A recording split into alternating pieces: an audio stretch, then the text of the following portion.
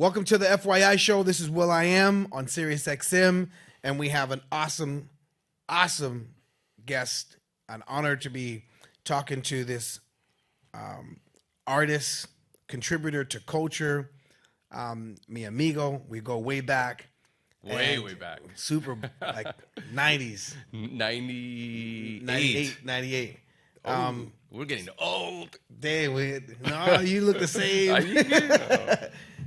Enrique You look the Iglesias, same. thank you so much for being. I gained a little weight, but I'm about to lose it. You know what I'm saying? You don't age, dude. Naturally, you know what I'm saying? Some push-ups. I was thinking about doing the Ozempic, but I'm like, nah, I'm cool. They're calling right when they said this era's crack. I'm like, I'm cool. But I was considering Ozempic, but I'm just gonna do some simplistic push-ups. And some abs and some squats. So we know each other. We go far. We go back to the Interscope days. When I signed with Interscope, I think you guys signed around the same time? Yeah, we signed in 97. 97. So I signed in 98. And then, man, we've done so many promo trips and so many places where we've met up and we've seen each other. We've spoken. And then you went to Sony. Then I went to Universal Republic. Yeah, that's right. And from Universal Republic, I went to Sony. We went from Interscope to Epic Sony. Oh, okay. So now we're on Epic Sony. That's crazy. Our journeys have taken us to similar places. But that international, I remember they were like, "You guess who just signed to Interscope?" I'm like, "Who?" They're like Enrique Iglesias. Like, wow, like, you know what I mean? Your contribution to the Latin pop. Like, you did that shit before anybody's done that shit. Dude, it's crazy because I've been through so much, and I've been through my ups, through my downs. Music, when it comes onto my music and the music that I've put out throughout the years. I mean, you know pretty well. You know, we were there in Interscope during the first 10 years. Well, I was there till 2010, and it was quite a ride. You know, we both kind of grew up with Jimmy Iovine, and we always used to go to those meetings, and you would sit down playing music, and other people would come into to the meetings and be like, "Well, listen to this Enrique song, Yeah. isn't it great?" Yeah, like, yeah. What do you think, huh? What do you Yeah. think? I'm doing the Jimmy voice, but I used to love those meetings because he would always bring somebody in from. I don't know. There was always a new guy around. It's like, what do you think? You know, Activision or people from Apple or Chrysler. Yeah, or even executives within the company. There was always that one that was there for the 6 months that was, this guy's the best, whatever, you know. I'm like, Jimmy, Dan, I signed with you. I'm like, what do you think, you know? I'm like, Jesus, if you like the song, you know, and it just, for me, those years were incredible. I look at them, I go back in time sometimes, and I think, man, there were incredible years, but at the same time very stressful, because you would have songs that you really wanted to put out, and you had to go through the whole politics of a label, and then everybody will give their opinion. I'll give you a quick story just because you were there during that time. For example, like in 2000, I had Hero, a song that I wrote, and I had it there for a year.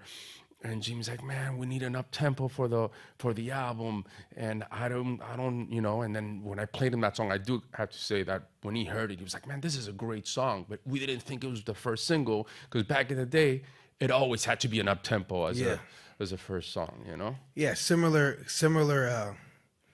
I've been scarred as far as like, you think this is it. You've been working on something for like 2 months. 3 months, and you're like, okay, here it is, and you go in there stressed, and then some people then they give their opinion, and then they tell you, then be like, why don't you go and change this or change that? Then you're like, do I have to butcher? I've been working on this for so long, and so it one, it makes your skin thick. Because now somebody's like gives me an opinion, I'm like, whatever. Or your blood boil, you know? or your blood boil. Like, dude, what the fuck? Sorry, did you say that? I've just been working on this for 6 months, from some guy to say, hey, I think the hi-hat should be a little bit louder, and maybe you should maybe you should put some strings Strings on on this. it. You know what? I got the best one. I got the best one. He would say, "Oh, and it needs a cowbell." I'm like, if you put a cowbell on it, it's gonna be a hit. You know, I don't even want to say names. God, dude. Yeah, that's right. I was like, oh So my. there's this song that we have called "Where's the Love," and it has strings on it. That is a good. Because somebody told us, they were like, "Yo, we love this song. If it had strings on it, it'd be." I was like, "All right, y'all want to put strings on Where's the Love? Go ahead."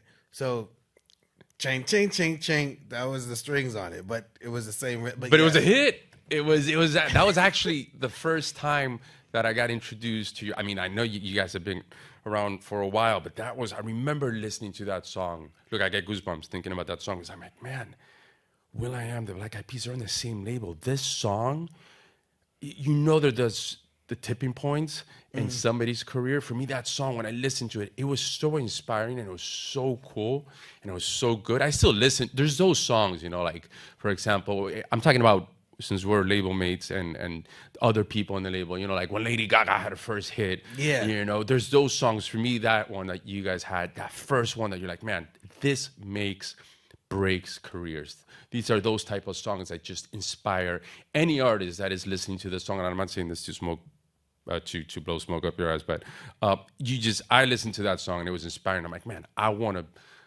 have a song like that. It's just because it was incredible. Well, actually, I remember being at Interscope and begging to work with you in the studio. And we worked in the studio. I don't know if you remember that because you worked with so many people. It was at Record Plant. Yeah, it's true. You remember. It was at Record Plant. And our travel career was based off of, you know, Martin Kirsenbaum was like, you need to travel like Enrique. This guy, he goes everywhere. And I was like, what do you mean everywhere? He's like, listen, you could focus on America. He focuses on America, but he also, because they would do that really well. They would. Interscope would do that really well. They'd be like, listen, you want success? You got to go out there and do it like da-da-da. I'm like, wait, they do that? Yeah, they do that. They would tell me about you. You got to do what Will does. You see that? He's doing all the promo, all the interviews. Exactly. He's doing absolutely everything. They told that same shit to me. Enrique's doing all the promo in Miami. He's going to New York. He's also going to freaking like D.C.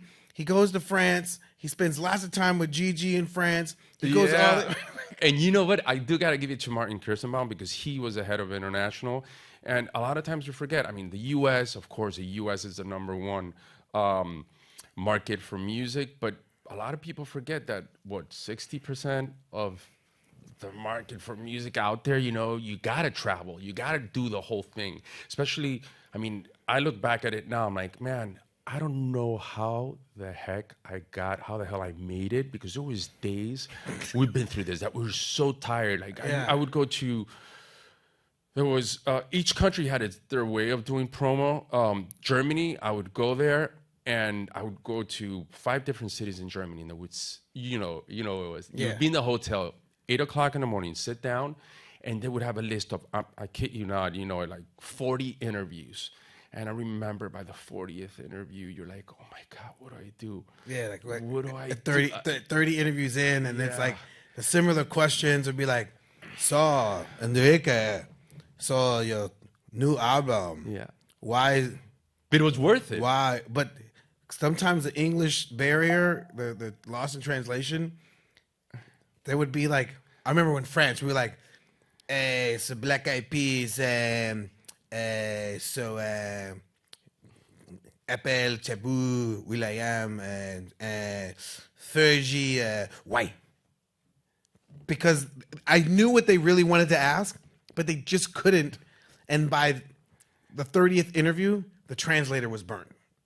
Yeah, that's true. So then you have like passionate journalists. But every country was important. You know, you knew that. I mean, for me, going to France and going to Germany and listening to one of my songs on the radio, or just even getting that chance, it was like, man, this is a hell of an opportunity. So, and that's the way that my career also, in a way, was. That's how I evolved. You know, for me, every country mattered. I don't care how little it was, how big it was. You know, whether it was the U.S., whether it was France, whether it was El Salvador, whether it was Chile, Argentina, Mexico. everything counted, you know? And I was just happy whenever I would leave a country and I saw that the work was worth it and that the fans or you got people to listen to your music, I was, you know, it was worth it. Every single one of them. Yeah, but I'm reading here. It says that you just finished a 43 date sold out arena tour in North America with 600,000 tickets sold. Yeah. That's freaking amazing. That was awesome. Yeah. Like amazing. What was your favorite? What's your favorite place to tour in America? Like your favorite city? Like, yo, I can't wait to rock. Da da da. Well, I will say this. I love touring in America and the U.S. because you don't have to go through immigration and customs. You know, and they don't give you get you don't have to get checked, and they absolutely, so it's so easy. You just land and then you get in the car and you go to the venue. I like that the distances are not that, you know, because we're used to going to places that are 12 hours away, 20 hours away. So it's cool that I can actually set the tour up in a way that I'm not away from my house more than 7 days max, which I really like. So, I mean, there's not a place that I like in particular. It's sometimes the towns or the cities that you don't expect the crowd.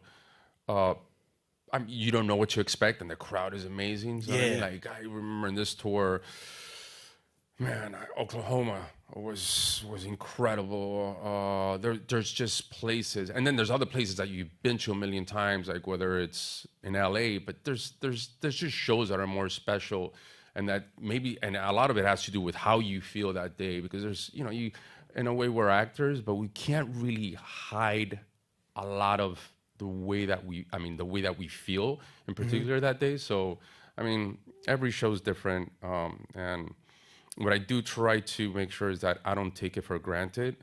And I always think of, you know, being able to be in an arena with 15,000 people that just paid money to come and see you. You better make sure that, you know, that they have a good time. So I always try to think about that and think about how fortunate I am. And I don't ever want to take that for granted, no matter how many years go by. And what's awesome too is your new project that came out in September.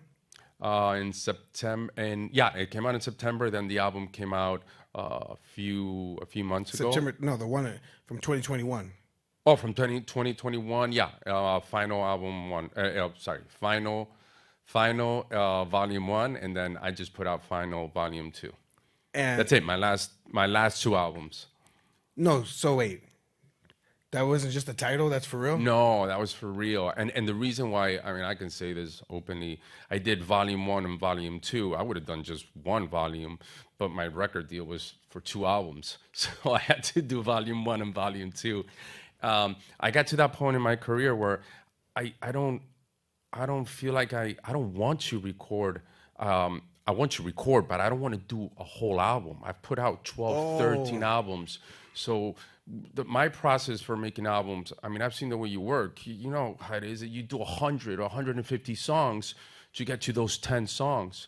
And my lifestyle has changed. The way that I want to work has kind of changed in the sense that I want to be able to go to the studio and just focus on one song. And if there's one song that happens to be there that I write or that I co-write that feels great, then just go with that. I don't have to wait until I finish a whole album. At least at this point in my career, for me, that's what works.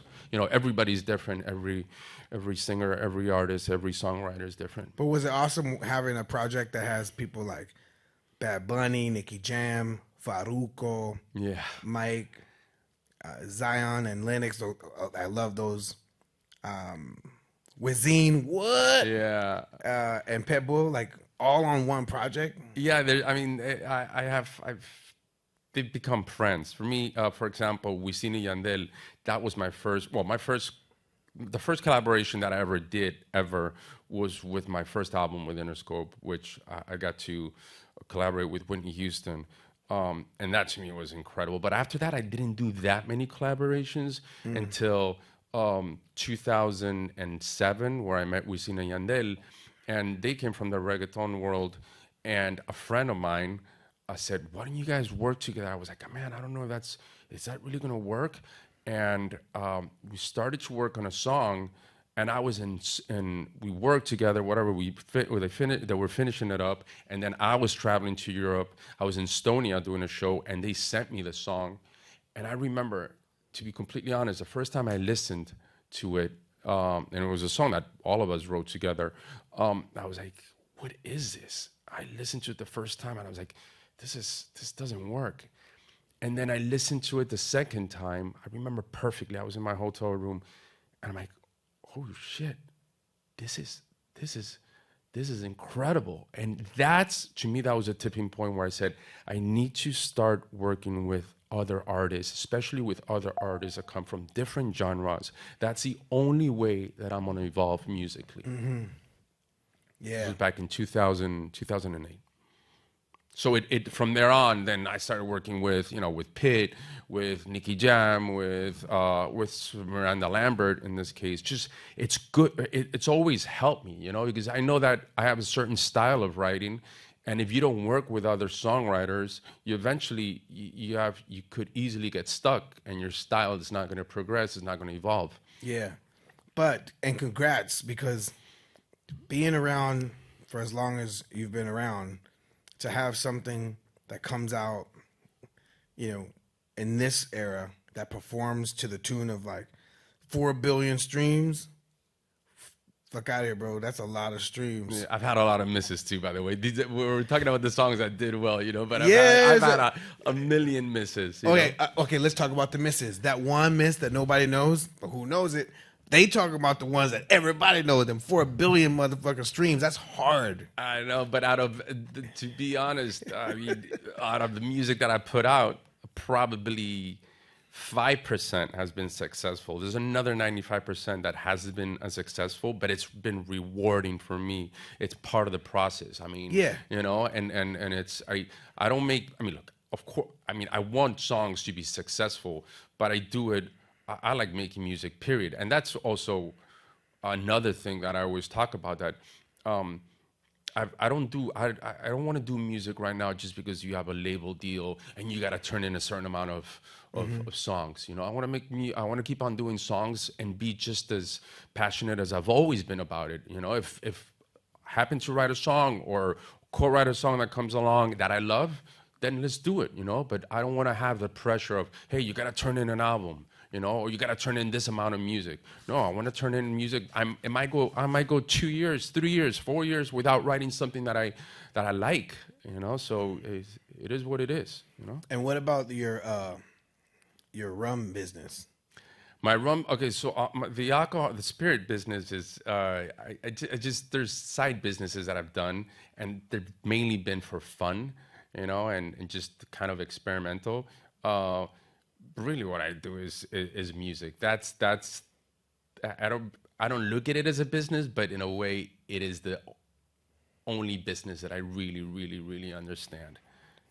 What about, we like to eat. Are you to your folks, like, do you eat at the restaurant you have with Cristiano? Yeah, that's also another interesting business, because it's I'm a little bit of a control freak. So whenever you go in business with multiple people at the same time, especially the restaurant business, it's tricky, and it can be a little bit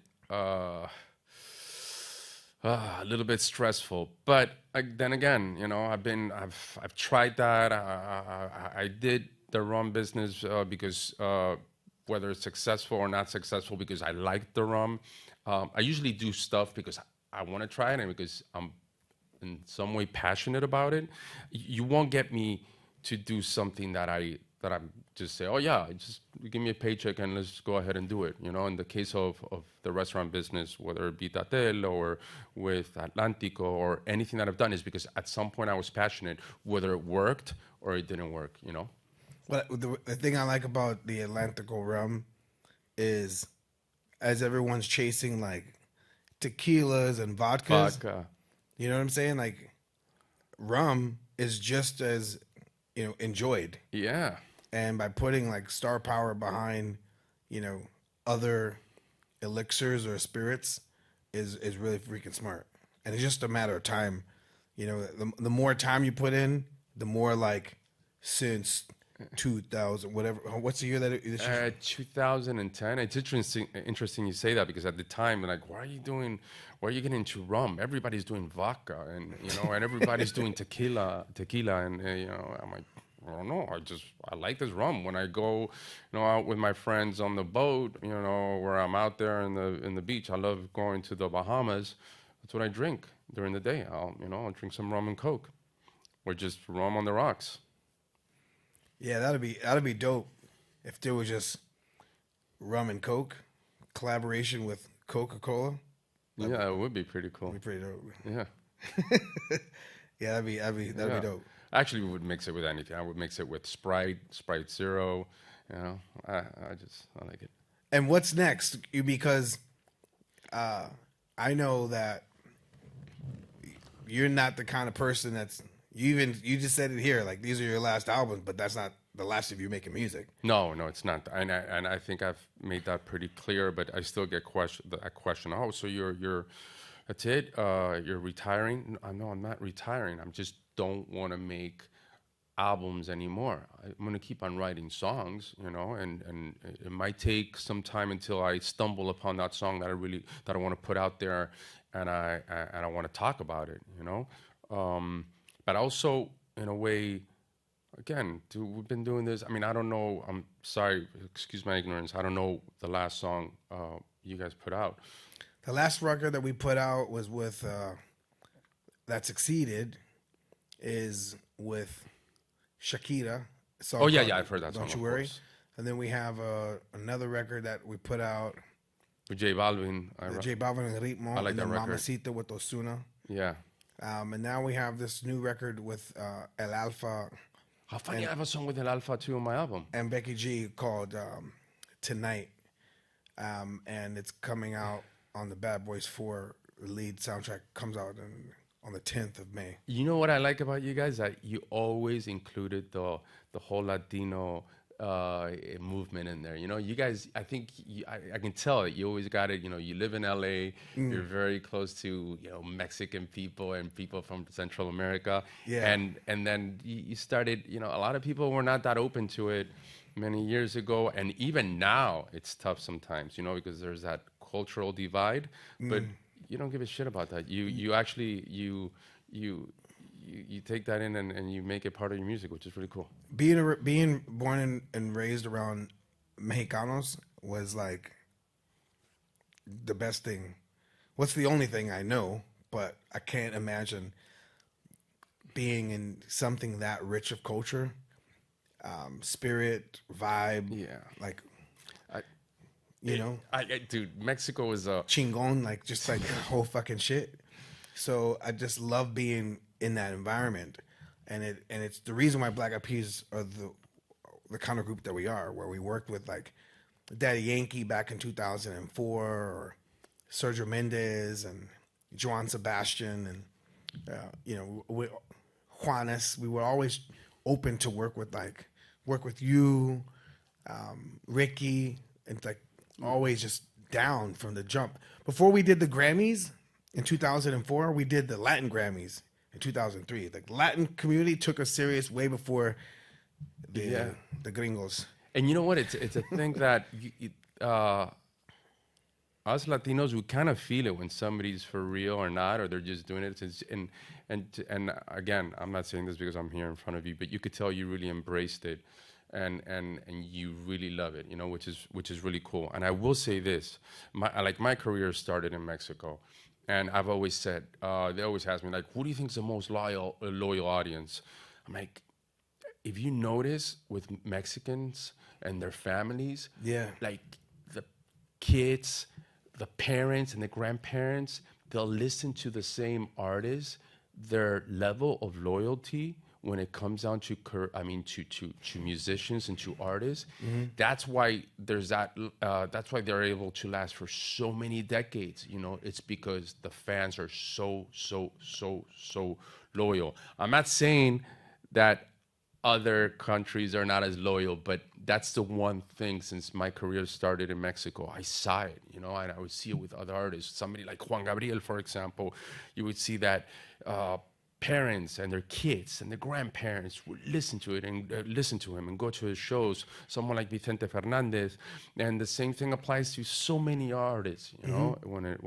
I feel like they're super loyal. And my career, in a way, has survived. I've always said whenever I go to Mexico, I feel like I'm Mexican because that's where I started. Wait, you're not Mexican? No, no, I'm not Mexican. I mean, but I mean, I signed when I was 18. I signed with Fonovisa, which was a Mexican label, and not till this was in 1995, and not till 1999.